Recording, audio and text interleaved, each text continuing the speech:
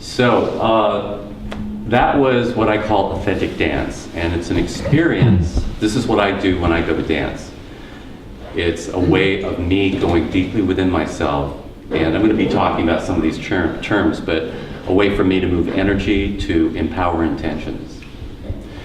What I do is transformation, and the title of this class, this talk, is the Transformational Dance of Eros. So I want to talk about each of these pieces. So I'm going to start with transformation. And as I said, this is what I do in my life. And what I mean by that, maybe I should back up just a little bit. Has anyone ever heard of the concept that life is a mirror reflection? Yeah. You know, basically a mirror reflection of all your intentions, both conscious and unconscious. Now, I believe that. And I live that way. And so the good news about that is that if you become aware of your unconscious intentions, then you can change those, because if they don't serve you, you can stop doing that, stop intending for that. And then you have conscious intentions. And so transformation for me is a way of changing myself, so becoming aware and setting intentions, and changing myself by moving energy, and therefore changing the mirror reflection of reality of my life. So it makes it really simple. I don't have to hire people, I don't have to, nothing has to happen out here. All the power is right here. Okay, everyone with me so far? Yes. So the Transformational Dance of Eros is what I feel probably one of the most powerful ways of transforming. And so that's why I want to share that with you, because it has worked for me in many areas of my life, from abundance to relationships to getting a parking space. So that's transformation. Now the thing about transformation is that, you know how sometimes you have intentions that may be really difficult, like you've been trying for years, you've been trying to make something happen, you've been trying to create something, and it hasn't happened. And one of the important things to understand is that if you stay in the known, in your personal known, that you're basically only going to get what you've gotten in the past. You can't really create anything new or different out of your personal known. So you've got to move into the unknown, into your personal unknown. And what I've discovered is, as I've been doing this practice, it's really a way of life for me. And the way of life, you could call it authentic dance. I also call it authentic sharing. Incidentally, I have a website, www.AuthenticSharing.com. Easy to remember. If you want to get more information, feel free to go take a look at that site. But the thing is, we need to go into the unknown, and I'm spending more and more time in that space. And the experience that you had just now in authentic dance is what I would call your personal unknown. It's really an access. There may be a lot of stuff that will come through that you already know, much like the voices or maybe some of the pictures. But if you stick with it and begin to move energy, and I'm going to talk about moving energy in just a bit, that if you move energy, what will happen is, with practice, that you will find that you will actually get answers. I've gotten very detailed steps in the past to projects that I've been working on or working towards, or what I need to do to create an intention, to empower an intention. And so what I'm suggesting is that as you do this, you're going to access your personal unknown and actually get answers or results or solutions to problems. Any questions so far? Are you all with me? Yes? Nod your heads. Okay, good, thank you. All right, so what we were doing and what we were practicing in the little dance that we did is that your power, the power to change yourself, the power for transformation, the power to actually manifest your intentions resides in the present, in the now. So as we were doing this dance, you might have noticed that I kind of probably talked too much. But I was also asking you to come present and listen really deeply. Now, what comes present when you begin to listen or feel? Anyone? We become present. What's that? We become present. That's right, we become present. But what are some specific things that can come present? Less story. Well, stories, I mean, you could have voices that come present, right? No, I'm saying less story, as in the thing that goes on and on about nothing in our head. Yeah, but those are some of the things that can come present. They may shift and change so that you do have less story. But initially you may have voices. You know that little thing? Just close your eyes. Close your eyes. Play along with me. Can you hear something like this little voice in your head? It might say something like, what's he talking about? I don't hear anything. Or this is stupid. So do you hear that voice? Raise your hand if you do. Okay, great. Now open your eyes. Another thing that can come present are pictures. Okay, so close your eyes again. Do you see any pictures? It might be a static picture, might be a moving picture, might be a picture of a person or place. So raise your hands if you see anything like a picture. Okay, great. So open your eyes again.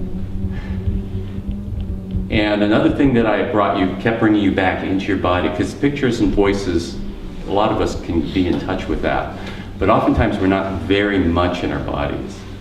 So in authentic dance, I really like to come present in the body, because sometimes with the mind you can just go off on trips.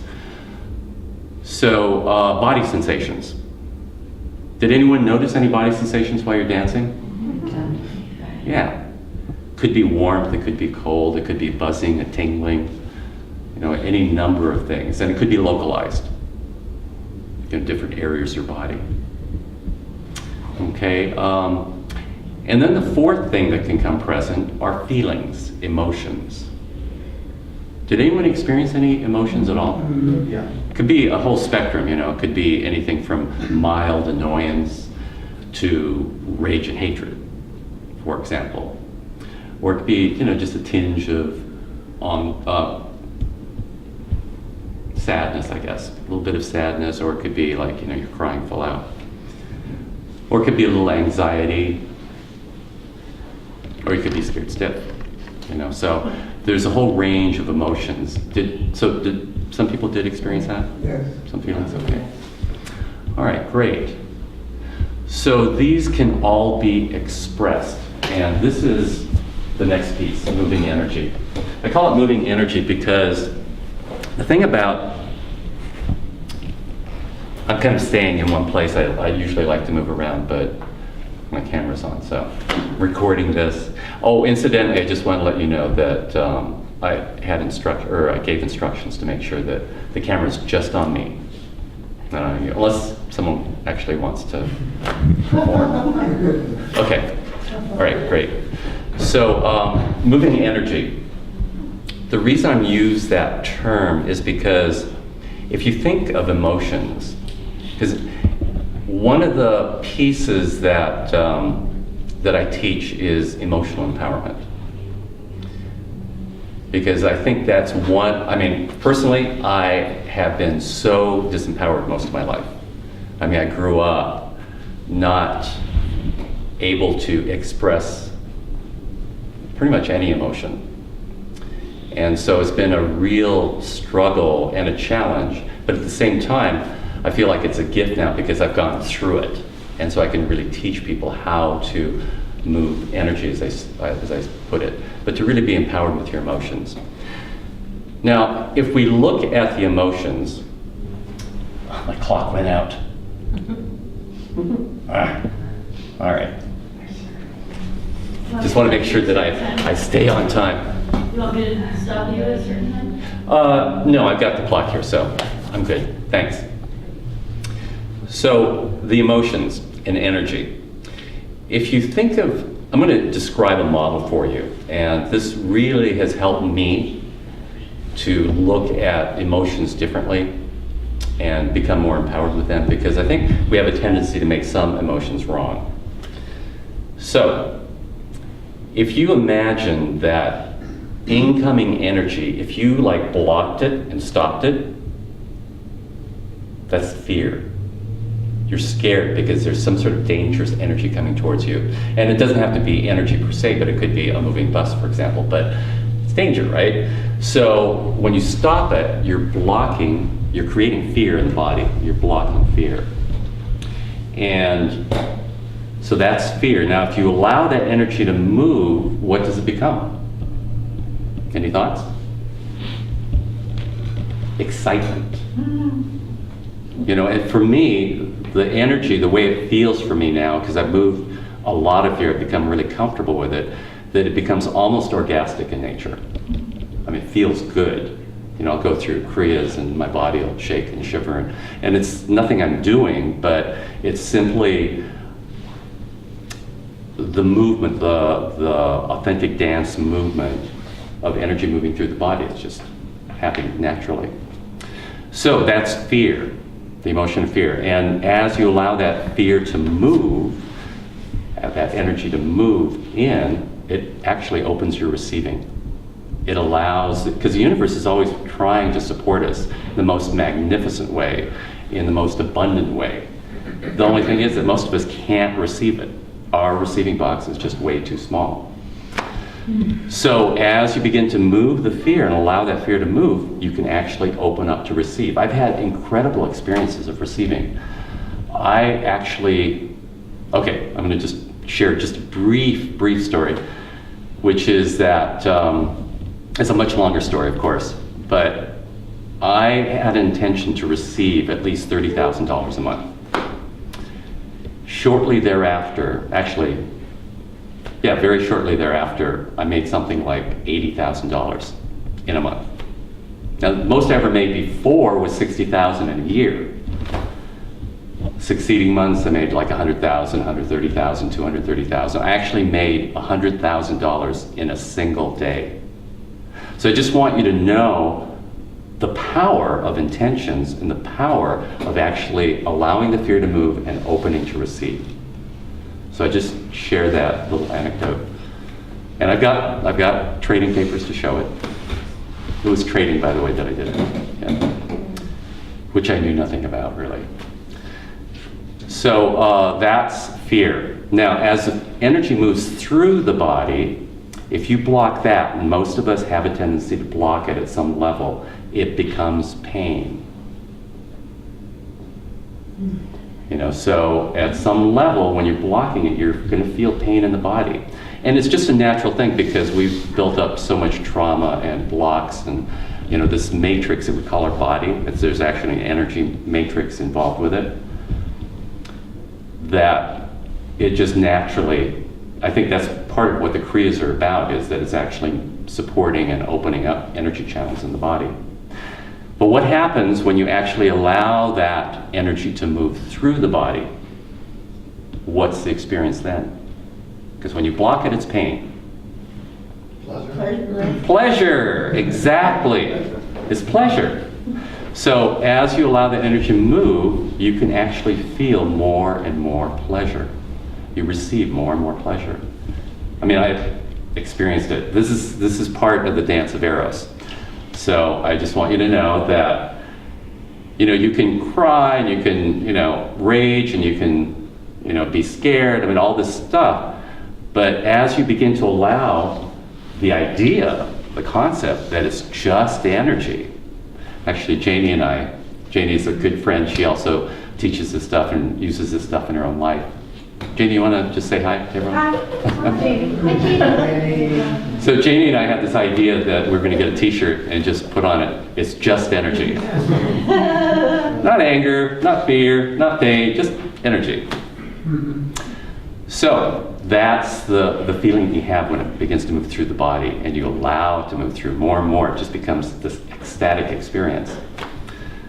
And that is one of the things that we're going to talk about, well, a little bit later when we talk about Eros. So finally, energy moving out. So we had energy coming in, energy moving through, and now energy moving out. Energy moving out, when you block that, it's anger. Ever been around someone who's pissed off? A stony silence? Not getting any energy from them? I'm not going to give you anything. You know, that kind of energy. So that's anger when you're blocking it. Now, when you allow it to move, it's a whole big spectrum. It can be all the way over here to hatred, rage, I'm going to kill you, violent, destructive behavior, to love, appreciation, passion. The truth is that anger is simply your power to create or your power to destroy. Your choice. Now the problem that arises with anger, and this is why most people or a lot of people have some level of make wrong around anger. They make it wrong in some way that shouldn't exist, is because most people look at anger as anger against. How many people here have ever experienced anger against someone in their life, in your life? Yeah, we all have. Or something. I mean, it could be some tool that hit you on the thumb or something like that, or even yourself. So anger against. But has anyone ever experienced anger for something? Alexa. Yay. And I know Janie has. Yeah, that is your passion to create. It's your power to create. So that's the beauty of anger. If you can really get empowered with anger and really channel it. Now you might have to clear a lot of old anger, and we can distinguish between old anger and new anger. But if it's new anger, channel it. If you want to destroy something, that's fine. It's your choice, you know. One time I was on this men's group, and we brought in this big computer with everything, you know, and took a sledgehammer to it. It was so sweet. So sometimes, you know, it feels good to destroy something, and sometimes, you know, you're cleaning out your place, you trash it. So destruction can be good, but again, you want to be a choice. Like, this is the whole thing around becoming aware of your own identity. Now, I didn't put identity up here, but that's essentially the ego. And oftentimes what we identify with, which sometimes becomes the problem. So we want to become aware of that. All right. You know what? Why don't we take a short, do you want a quick 10-minute break? No. No? Oh, all right.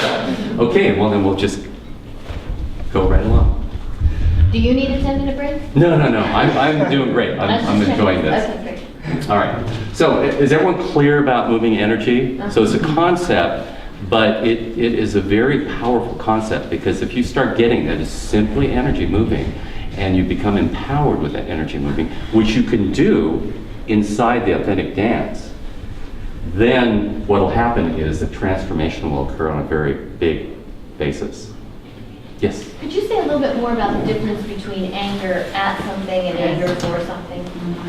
Yes. I'd love to hear like an example of what that would look like, how that looks different. All right, well, let me come up with something. I call it anger against or anger for. Against or for, Yeah. okay. So I was in a relationship not too long ago, and I would get so pissed at her. I would she'd do something or didn't do something or said something that just pissed me off. I was like enraged. And I would make it about her. And I'd want to separate myself. I didn't want to give her my energy, all this stuff. That's anger against. Now there was a time where I would be pissed off, but then what would happen is I got very clear and very intentional. And I decided that, what do I really want? Do I really want to be separate from her? Because I love her. I mean, that's the reason I get so pissed off, is because I really love her. And so I don't want separation. I don't want to hold back my energy from her. What I really want to do is I want to give her my love. I want to create love in the relationship. So what I would do is I would channel that anger into my love, into my passion. And so when she would come to me, I would just hug her and give her my love, give her my energy. But it was my anger, but it was for what I want, for what I want to create. The love. You can actually create the love with anger. Anger and love can be present at the same time. Has anyone experienced that? Yeah. And it's really, yeah, right. Yes, kids, that's a great example. Wasn't anger, unsuppressed love or unacquitted love? Well, anger, when you block it for sure, it becomes love that's not expressed. For sure, yeah. And that's the thing. When you're blocking energy, whether it's fear, pain, or anger, you're blocking the flow of energy, the life force energy that's flowing through you all the time. But for most of us, it's very limited. And my intention for myself is to open that to the max. I mean, to have that energy flow through, which means that I'm going to receive incredible love from the universe, and I'm going to give incredible love in my creations. I have a question Yes. relating to that. So if I was on the receiving end of that, I can look at you, and if you're coming at me with energy at or energy for, I can just look at it and go, it's just energy. Yeah. And it's just you doing your thing. Yeah. And I can just be here in my presence and know it's You just can energy. allow yourself to receive it if you Right. want to. Right, and I can like it or not, and if I don't, yeah. Well, if you don't, there's nothing that says that you have to receive everyone's energy. I mean, Right. there may be some energy you don't want, and that's fine. Right. But yeah, it's all just energy. Yes. Yeah. It totally is. Yes. So what is the relationship between energy and emotion? Well, I equate the two. Emotional energy. Actually, emotion is energy in motion. The root of it. So I just, equate the two. And so if you become emotionally powered, you're going to actually open the energy channels. So I'm going to move on because my clock's dead again, but I think it's getting close to 8. So I want to talk about, because all this is great, but sometimes it's difficult to do this, especially when you come present, because when you come present, some of the voices may not really feel so good when you listen to them. I mean, I'm talking about your own voices, let alone someone else's voices. And usually the way life is a mirror reflection, someone else's voices are going to mirror your voices. I mean, have you ever gotten pissed off or hurt by what someone said? Yeah. Yeah. Yeah, I'm sure we all have. And so the thing is that it's important to understand that they're only saying or speaking your own voices about yourself. If you didn't have the voice about yourself going on already, wouldn't bother you. Right. Hey, your hair's green. Well, I don't believe that. But there's some part of your identity that believes that maybe you don't deserve what you have, or maybe you don't deserve anything, or you're not worthy, or you can go on and on. There's so many things that we grew up with as children and learned. So all this stuff can only take place in a space of unconditional love. Now, the Greeks call that agape. And we'll get to conditional love, and that's eros, according to the Greeks. So unconditional love, it's like God love. Unconditional simply means without conditions. So for example, you would love your wife, your girlfriend, boyfriend, your spouse, your children, equally as you would love an axe murderer, a criminal, a racist. I mean, you name it. Whatever it is, that love is present. It's the Christ consciousness, God love.